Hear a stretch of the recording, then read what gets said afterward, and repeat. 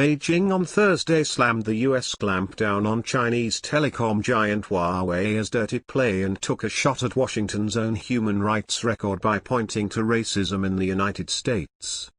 The pushback from Beijing came a day after the U.S. announced visa restrictions for Huawei employees and those of other Chinese firms if they were involved in human rights abuses. Both superpowers have been crossing swords on a rising number of fronts, including Beijing's policies on Hong Kong. But the Trump administration recently rejoiced in growing success at isolating Huawei, after Britain announced a ban on the firm. Secretary of State Mike Pompeo said Wednesday that this meant Britain was joining the US and many other democracies in becoming clean countries, a comment that drew a fiery response from Beijing on Thursday. Chinese Foreign Ministry spokeswoman Hua Chunying retorted that what the US does has nothing to do with the word clean.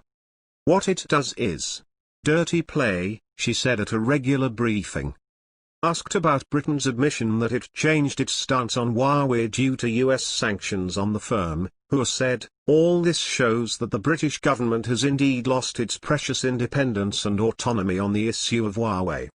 She questioned the basis of the US visa restrictions, charging that racial discrimination is everywhere in America.